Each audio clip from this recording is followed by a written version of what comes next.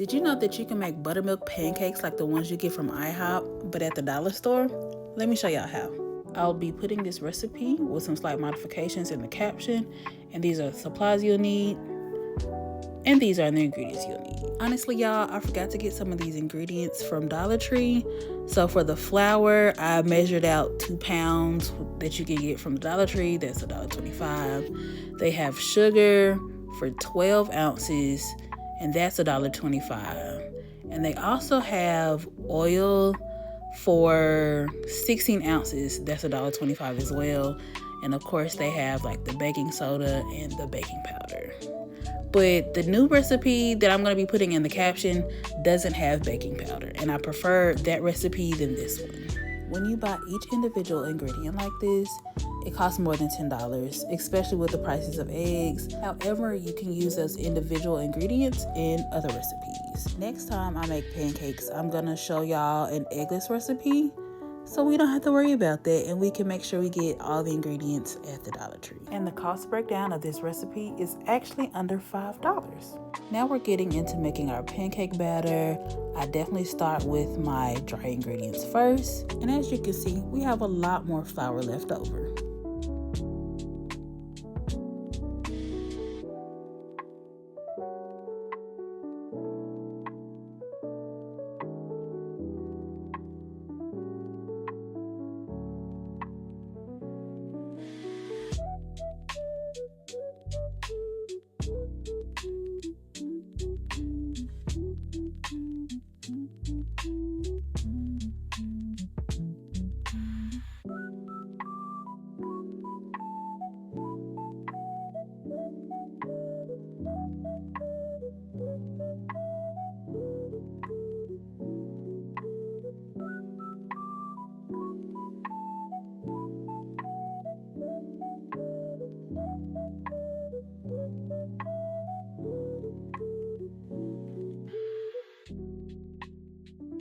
Honestly, skip this step of adding the baking powder and add roughly half a teaspoon more of baking soda, and the pancakes will be a lot fluffier.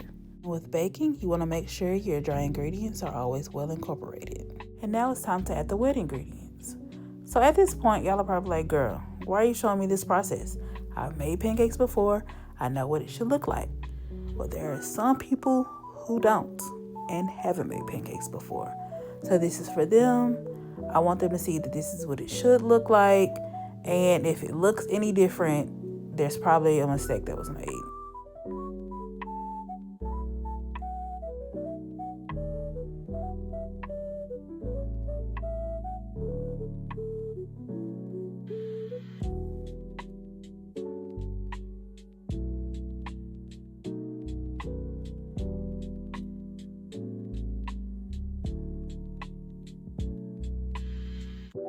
You're going to mix the pancake batter until it's thoroughly combined. It'll be thick and have some clumps. After mixing, I like to let the batter sit for a while to see if some of the flour clumps will open up, and then I'll mix it again before I'm ready to make the pancakes. Here's what the batter looks like after some good mixing, and now we're ready to make pancakes. To portion the pancakes, I like to use a 1/4 measuring cup, and that gives us 8 to 10 pancakes. You can go bigger for a bigger pancake, or you can go smaller for like a silver dollar size pancake.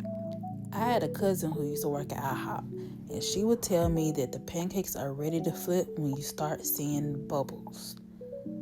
I'm thinking it's maybe when the bubbles start slowing down is when they're ready.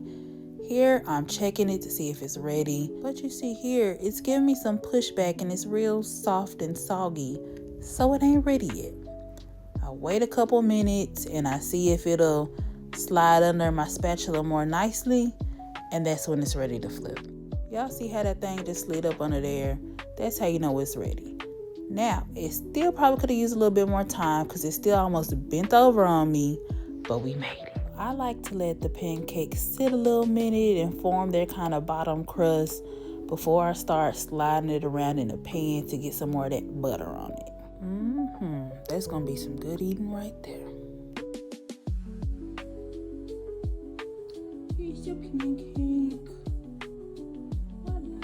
Here's a little pancake. It's fluffy. It's buttery.